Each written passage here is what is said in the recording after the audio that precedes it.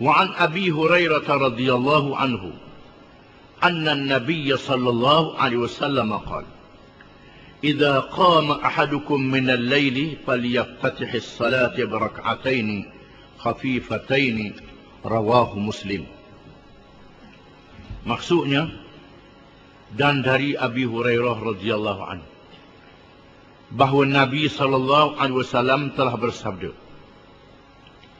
apabila bangun seseorang kamu di waktu malam, maka hendaklah dia membukakan sembahyang dengan 2 rakaat yang ringan. Hadis riwayat Muslim.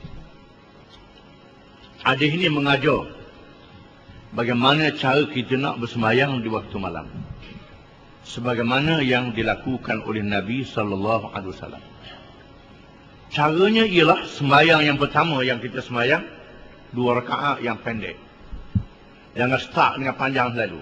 Start dengan pendek dulu. 2 rakaat yang ringan, dimulakan dengan ringan. Itulah cara yang dilakukan oleh Nabi sallallahu alaihi wasallam. Kerana cara yang pertama ini untuk memanaskan dulu keadaan. Menghilangkan mengantuk dulu, menghilangkan tu dulu, gerak-gerakkan dulu. Lepas tu barulah diikuti dengan cara yang lebih panjang. Hadis yang 21. Wa an Aisyah radhiyallahu anha qalat, kana Rasulullah sallallahu alaihi wasallam idza qama min al-lail iftataha salatahu bi rak'atayn khafifatain. Rawahu Muslim. Dan dari Aisyah radhiyallahu anha, katanya adalah Rasulullah sallallahu alaihi wasallam apabila bangun di waktu malam, dia membuka sembahyangnya dengan 2 rakaat yang ringan. Hadis riwayat Muslim. Hadis ini menunjukkan amalan Rasulullah sallallahu alaihi wasallam sendiri. Adapun hadis yang pertama Rasulullah suruh. Hadis yang kedua ni diriwayatkan oleh Ummul Mukminin Aisyah radhiyallahu anha, isteri Nabi sallallahu alaihi wasallam, yang melihat amalan Nabi di rumahnya secara langsung. Bila bangun di waktu malam, dimulakan dengan sembahyang 2 rakaat yang ringan, yang pendek, yang tak panjang. Dengan cara yang ringan dulu, kemudian barulah diikuti dengan panjang. Hadis yang ke-22.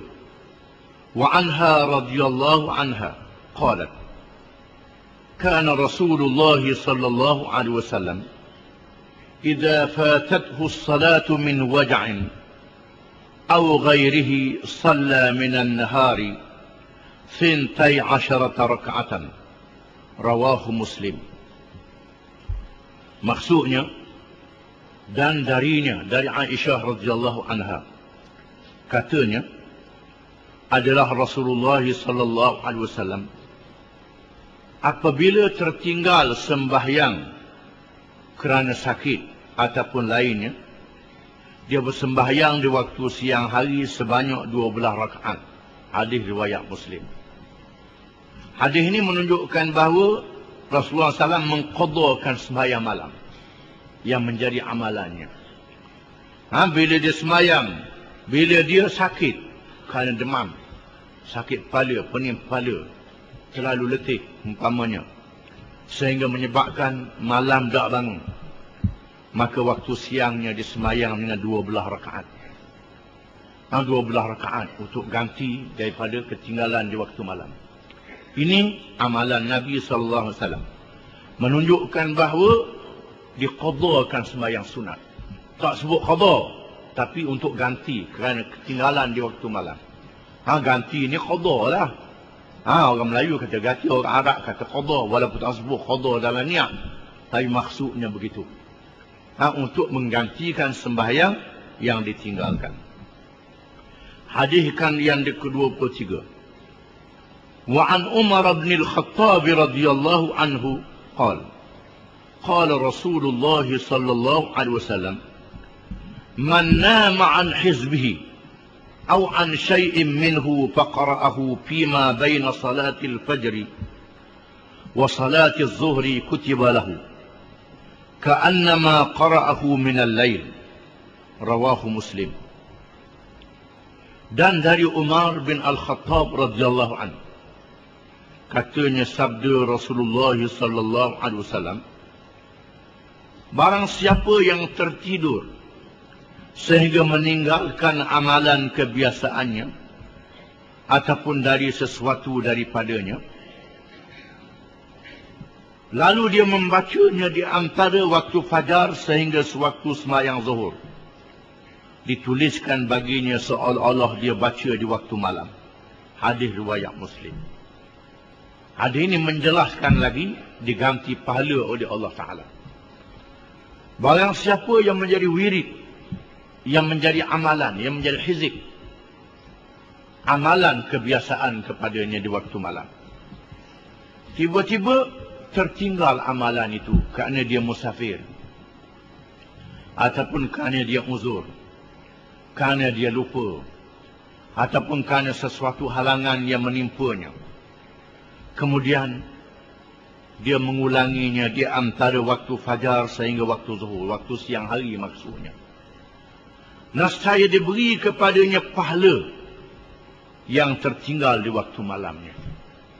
Hadis ini menguatkan hadis yang dulu. Wa an Abi Hurairah radhiyallahu anhu qala qala Rasulullah sallallahu alaihi wasallam rahimallahu rajulan qama min al-laili fasalla wa ayqaza imra'atahu fa in abat nadha fi wajhiha al-ma' ورحم الله امرأة قامت من الليل فصلت وأيقظت زوجها فإن أبى نضحت في وجهه الماء رواه أبو داود بإسناد صحيح. Maksudnya dari Abi Hurairah radhiyallahu anhu, katanya sabda Rasulullah sallallahu alaihi wasallam, Allah Ta'ala memberi rahmat kepada seorang lelaki yang bangun di waktu malam, lalu dia sembahyang dan dia membangunkan istrinya, menggerakkan istrinya. Tiba-tiba istrinya enggan, lalu dia rendis air ke mukanya, dan Allah Ta'ala memberi rahmat kepada perempuan yang bangun di waktu malam, lalu dia bersembahyang dan menggerak membangunkan suaminya. Jika suaminya enggan, lalu direndis muka ke airnya. Hadis riwayat Abu Daud dengan sanad yang sahih. Hadis ini menyatakan bertolong-menolong di dalam mengerjakan ibadat di antara suami dan isteri. Bila suami bangun, suami sembahyang, dan kalau isteri tak bangun lagi, isteri sembahyang juga. Kalau tak bangun, rendis air muka. Kalau giliran isteri bangun pula, isteri sembahyang, kemudian gerak suami dia suruh bangun. Kalau tak bangun, rendis air muka, lalu bangun beribadat sama-sama. Kalau jenis tak erti, terajang. Ini tak erti lah. Ini tambah-tambah waktu budak sembahyang juga. Itu lagi sangat lah. Hak wajib budak sembahyang. Macam mana nak sembahyang tahajud? Jadi di sini dia suruh kita bertolong-menolong di dalam mengerjakan ibadat. Suami dan isteri. وعن أبي سعيد رضي الله عنهما قال رسول الله صلى الله عليه وسلم إذا أيقظ الرجل أهله من الليل فصلى ركعتين جميعا كتب في الذاكرين والذاكرات رواه أبو داود بإسناد صحيح. Ini hadis yang lain yang maksudnya lebih kurang sama dengan hadis yang terdahulu, iaitulah dan darinya, yakni dari Abi Hurairah radhiyallahu anhu dan Abi Sa'id radhiyallahu anhuma. Kedua-duanya berkata, telah bersabda oleh Rasulullah sallallahu alaihi wasallam, apabila seorang lelaki membangunkan istrinya, begitu juga seorang isteri membangunkan suaminya di waktu malam,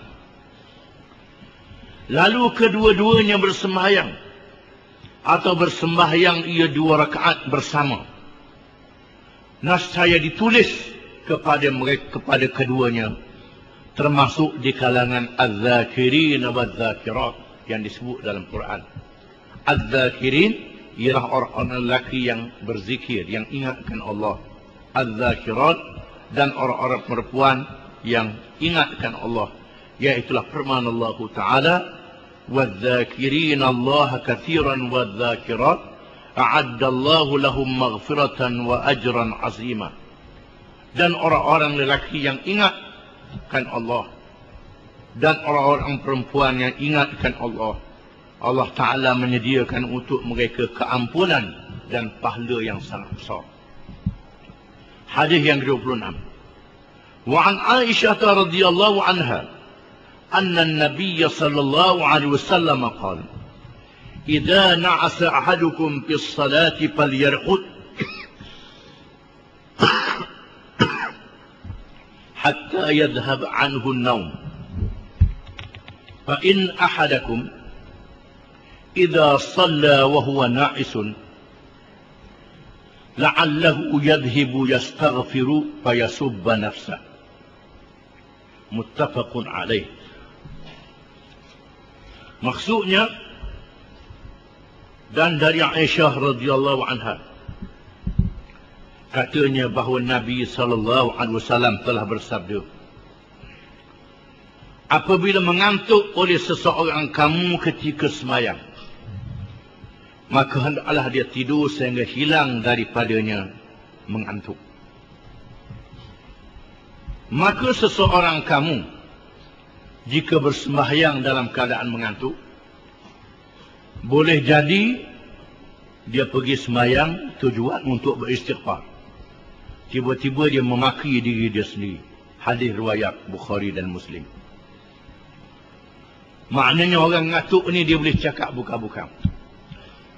Bila sembahyang mengantuk, habis selesai, tidur, hilangkan mengantuk itu.